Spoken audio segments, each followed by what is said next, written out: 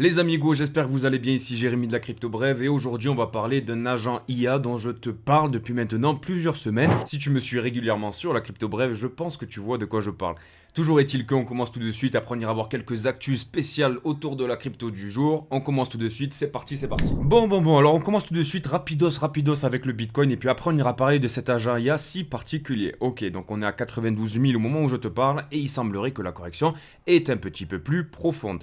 Cependant, ce qu'on peut constater, comme tu peux le voir, on a une hausse sur le momentum qui est notable.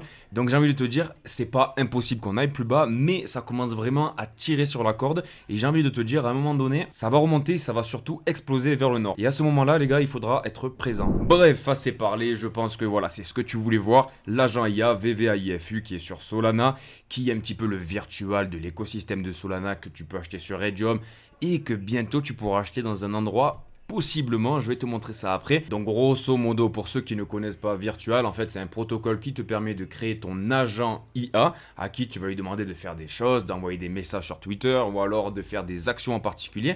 Virtual Protocol te permet de le faire avec une crypto-monnaie. En gros, tu corrèles ton agent IA avec une crypto-monnaie. Avec VVAIFU, la petite valeur ajoutée qui moi m'a fait tilt, c'est que en gros tu peux connecter ton agent IA, ton agent autonome, avec un NFT. Du fait que Virtual est explosé à plusieurs milliards de capitalisation, j'ai vu ce VVAIFU à 50 millions de dollars. On en a parlé ensemble de nombreuses fois et voilà, on avait bien discuté ensemble du fait que voilà, les NFT c'est une valeur ajoutée et à un moment donné, je pense que ce narratif refera surface comme il a fait en 2021. En parallèle de ça, on touche à l'IA, on touche aux agents autonomes et on est en pleine dans la trend. Bref, et comme tu peux le voir sur la crypto brève, nous on en avait parlé ici, on avait un canal de compression, une espèce de triangle d'accumulation. Et je vous avais dit les mecs, ça commence à être du sérieux, Sauf que voilà, le Bitcoin il corrigeait, donc forcément il y a tout qui corrigeait. Sauf que actuellement, malgré que le marché soit en train de corriger, ce qu'on peut constater c'est que on a une sortie du canal. Donc voilà, lorsque je t'en ai parlé sur la crypto brève, on était aux alentours des 0,45-0,5 dollars. Il y a de ça quelques heures, on est monté aux alentours des 0,95, on a effleuré les 0,1 dollars. Pour l'instant, on est en train de se faire rejeter, on est en train de respirer. Il manque un petit peu de momentum, comme tu peux le voir en daily. Voilà, le 15 décembre, on était à 60 sur le RSI et on est monté à 59. Donc on est à deux doigts de break cette résistance qui est aux alentours des 0,1 $.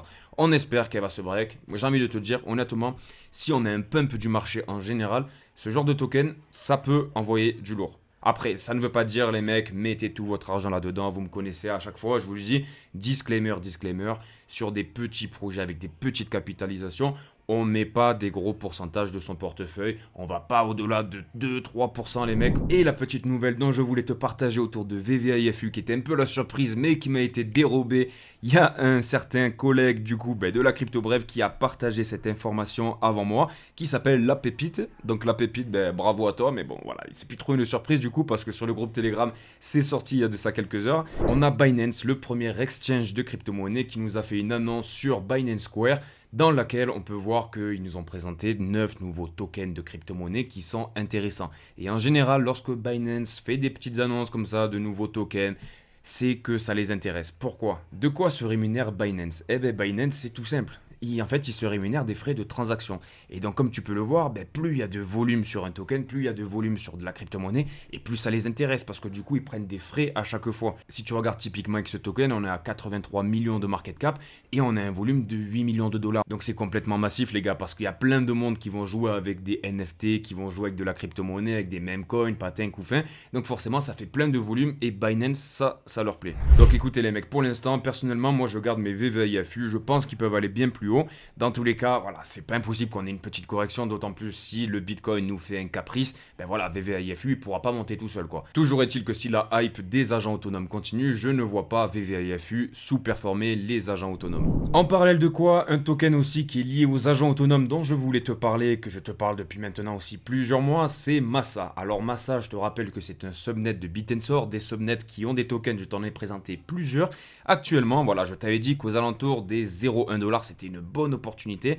Comme tu peux le voir, on les a touchés une seule fois et puis ensuite voilà, on est remonté. Depuis le call que je t'ai fait aux alentours des 0,1$, on a pris après 25%, 30% parce qu'on est monté quasiment au 0,13, 41. Donc écoute, j'ai envie de te dire, c'est pas étonnant parce qu'on est dans un narratif qui est extrêmement à la mode, qui génère énormément de volume et qui dit volume dit valorisation des tokens bien évidemment, du moins si le projet est bien fait. Bref, et j'aimerais revenir un petit instant sur ce dont je t'ai parlé autour de Binance qui risque de lister pas mal de nouveaux tokens autour des agents autonomes, y compris VVAIFU. En fait, comme je te l'ai dit, les exchanges de crypto-monnaies, ils vivent des frais de transaction. Et en fait, lorsque toi tu vas acheter des tokens sur leur plateforme, ben eux ils vont prendre un petit pourcentage de ce que tu vas acheter et ça sera leur bénéfice. Et tu vois, je suis complètement transparent avec toi, j'ai reçu plein de propositions, plein de partenariats pour faire des pubs sur des projets bancals, sur des NFT, sur des patins, des couffins. Moi, ça m'intéresse pas. J'ai pas envie de vous prendre de l'argent directement à vous. Donc c'est pour ça qu'il y a de ça un mois, je t'avais parlé de BitGet. Je t'avais dit que si ça t'intéressait d'acheter des tokens via l'exchange de BitGet, tu pouvais utiliser mon lien d'affiliation qui te permet déjà dans un premier temps de recevoir 20$ et en plus de ça d'avoir des frais qui sont réduits. Et grosso modo, la rémunération de mon côté, qu'est-ce que c'est? C'est que je vais recevoir la moitié des frais que BitGet génère vis-à-vis de tes transactions. Je suis complètement transparent avec toi. En gros, lorsque tu vas acheter de la crypto-monnaie sur BitGet, sur Binance, sur Coinbase, peu importe où, en passant par mon lien d'affiliation, grosso modo, je vais aller voler 50% des frais que BitGet aurait gagné si tu étais passé par aucun lien d'affiliation. Je trouve ça plutôt fair, il y en a qui peuvent critiquer, c'est une source de rémunération qui me semble plutôt juste et qui ne vient pas impacter vos investissements parce que je vais les voler à BitGet quoi. Donc si tu as l'intention de recharger du Massa par exemple qui est un subnet de BitTensor et qui touche aussi aux agents autonomes, sache qu'il est disponible sur BitGet et que tu peux utiliser mon lien d'affiliation qui est en description de cette vidéo. Si tu ne le fais pas, gros, je ne t'en voudrais pas, il n'y a pas de souci. On restera toujours de très bons copains, ne t'en fais pas. Et on continue rapidement en restant dans l'écosystème de BitTensor. Eh oui, alors tu me connais bien, tu sais que Sturdy c'est un token que j'affectionne tout particulièrement. On est là sur un subnet de BitTensor qui est le subnet numéro 10.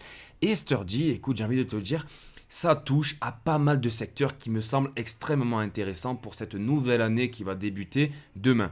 Ok, alors Sturdy, qu'est-ce que c'est rapidos? Je te l'explique en vraiment 2 secondes. C'est de la DeFi et c'est de l'IA. L'IA te permet d'avoir des meilleurs rendements sur la DeFi, la finance décentralisée avec les rendements que tu vas générer. Ça tourne sur BitTensor, donc ça touche à la hype autour de BitTensor, ça touche aussi à la hype autour de la DeFi. Et moi j'aime bien, tu vois, des vélos tout-terrain comme ça me plaît. Comme tu le sais, ce token, il est encore listé sur aucun exchange centralisé. Et sur le groupe Telegram de la Crypto Bref, vous me le dites souvent, ouais Jérémy, comment est-ce qu'on fait pour acheter à moindre frais? Parce que Uniswap, voilà, c'est hyper compliqué, il y a des frais sur Ethereum, etc. Les gars, j'ai une rumeur qui n'est pas encore vérifiée à 100%, mais j'ai un contact de la part de BitGet qui m'ont dit qu'ils sont en discussion pour lister Sturdy. Donc, dans un premier temps, ce qui peut être intéressant, c'est que si tu es déjà placé sur Sturdy, forcément, si on a un listing sur BitGet, ça peut péter. Et deuxièmement, au-delà du fait que ce token serait listé sur un exchange de qualité, on aurait aussi en parallèle de ça beaucoup plus de volume parce que je suis sûr que parmi vous, parmi les gens qui me regardent, il y en a plein qui n'en ont pas acheté parce que voilà, c'est compliqué, il faut aller sur Uniswap, il faut prendre de l'Ethereum, etc. Tu payes des frais qui sont monumentaux, etc. Donc le fait que ce token soit uniquement sur les échanges décentralisés, c'est un gros irritant qui pourrait être levé d'un coup de balai. Donc on va suivre ça de près les amis. Ensuite, un point plutôt sympathique que je voulais te parler, c'était la divergence haussière qu'on a sur l'USDT.D. Alors pour ceux qui me regardent pas régulièrement ou ceux qui sont nouveaux sur la chaîne dans un premier temps, bienvenue à vous. Et dans un second temps, USDT.D, qu'est-ce que c'est? C'est la dominance des stablecoins USDT vis-à-vis du marché de la crypto-monnaie. Grosso modo, lorsque les gens vont dans l'USDT, ça veut dire qu'ils se décorrèlent du marché, le marché crash et l'USDT monte, il prend de la dominance parce que les gens du coup ils se corrèlent au dollar américain qui est une valeur refuge. Et lorsque cette charte descend, ça veut dire que les gens déchargent de l'USDT pour rentrer dans des risk-on, pour rentrer dans de la crypto-monnaie. Et grosso modo, en fait, c'est inversement proportionnel. Ok? Cours de maths de 3e. Et on avait vu ensemble qu'il y avait une divergence haussière qui était en train de se créer justement sur cette dominance de l'USDT. Donc grosso modo, l'USDT devrait avoir une augmentation de la dominance. Et ça, forcément, c'est pas hyper bullish pour le marché de la crypto-monnaie. Donc écoute, j'ai même constaté en 4 heures qu'il y avait certaines divergences haussières qui pouvaient forcément faire encore encore pumper cette dominance, donc ça serait pas impossible si on a encore une petite correction du marché, direction les 90 000 et peut-être en dessous. Toujours est-il que selon moi, les moments que nous sommes en train de vivre sont vraiment des opportunités. Les fins d'année c'est compliqué parce que voilà, c'est les fêtes, on n'a pas tous de la liquidité de disponible, mais toujours est-il que voilà, si vous avez toujours des convictions, on a encore des tokens qui sont vraiment dans des zones vraiment hyper intéressantes. Ensuite, si on fait un petit point rapide sur les performances de Bitcoin depuis sa création, ce qu'on peut constater, c'est que lorsqu'on est en période de bull run, on a le premier trimestre qui est extrêmement dans le vert. Et j'ai même envie de te dire, les 4 premiers mois dans l'histoire du Bitcoin, de la crypto-monnaie, on a toujours eu 4 mois à partir de janvier et du coup de l'élection présidentielle américaine, de belles hausses, de belles formes, de belles courbures qui nous apportent énormément de gains. Donc sur la crypto brève, on espère tous ensemble que ce début d'année 2025 sera plutôt excitant. Ensuite les gars, news hyper importante à noter au fer rouge. Ça y est, on a FTX qui va commencer à rembourser 16 milliards de dollars à ses créanciers le 3 janvier 2025. Donc dans maintenant quelques jours, les paiements sont attendus voilà, sur une durée de 60 jours. Ils vont redistribuer tout cet argent qui va revenir dans la crypto-monnaie. Et donc tu l'as compris, bien évidemment, on va avoir un apport de liquidité qui potentiellement pourrait ajouter énormément de volume sur le domaine de la crypto, parce que les gens qui avaient perdu cet argent, c'est des mecs de la crypto, tu vois, c'est des crypto friends. Surtout que s'ils ont perdu de l'argent avec FTX, ils étaient là en 2022, donc ils ont déjà évolué de 2022 à 2024. Les mecs ils s'y connaissent bien sur le marché, et voilà, donc les secteurs qui sont à la mode, ça ne m'étonnerait pas que ça fonctionne bien. Malgré que le marché soit dans le rouge, on a quand même des super nouvelles. On a Bit&Sor qui, ça y est, devient compatible EVM. Et comme tu peux le voir, ils ont fait une espèce de tutoriel pour les développeurs afin qu'ils puissent participer au code de Bit&Sor, qui puisse développer, qui puisse construire, qui puisse agrémenter l'écosystème de Bit&Sor. C'est une super nouvelle, donc les gars, ça ne m'étonnerait pas de voir plein de nouveaux projets sortir de terre sur l'écosystème de Bit&Sor, d'autant plus que maintenant on a les smart contracts, on a aussi le fait que pour créer un subnet, ça coûtera presque rien maintenant. Je t'en ai parlé hier. Si ça t'intéresse, va voir la vidéo que je t'ai fait hier. Donc voilà les gars, toujours bullish sur Bit&Sor. Ensuite, on se focus rapidement sur les funding rates autour de Bitcoin. Alors comme tu peux le voir sur cette charte, là tu as le cours de BTC et en dessous tu as des mèches qui représentent les funding rates. Et grosso modo, pour te la faire vraiment simple, plus on a des funding rates qui sont élevés, plus les mèches sont importantes et plus ça devient risqué, plus ça devient chaud patate et plus on doit se poser la question de faire ses valises et foutre le camp. Et ce qu'on peut constater, c'est que malgré le fait qu'on soit monté aux alentours des 107 000 $, qu'on soit actuellement à 94 000 $, on a une correction mais qui franchement ça va, elle n'est pas dramatique. On a des funding rates qui sont proportionnels à des funding rates de bear market, quasiment les mêmes qu'on avait pendant l'année 2023, fin 2022. Donc j'ai envie de te dire, tant que ça reste vraiment bas, ça veut dire qu'on a de moins en moins d'intérêt autour de Bitcoin et de la crypto-monnaie. Et forcément, c'est quand il n'y a pas d'intérêt que ça explose. Quand il y a trop d'intérêt, comme tu peux le voir ici, ça corrige. De la même manière, si tu regardes le top de 2021, voilà, ça devenait vraiment débile. Il y avait énormément d'argent qui avait été lâché sur les marchés parce qu'il y a eu le Covid, il y avait des injections de liquidités. Mais toujours est-il que voilà, actuellement, on a vraiment bien lavé le marché. C'est pas impossible qu'on ait encore une correction, mais voilà. On est vraiment dans des zones qui sont hyper intéressantes, les mecs. Ensuite, les gars, si on fait un petit tour du côté des ETF. Alors, grosso modo, ce qui se passe, c'est qu'on a pas mal de petits analystes là qui nous signalent qu'il y a certains investisseurs qui transfèrent leurs actifs des ETF Bitcoin vers les ETF Ethereum.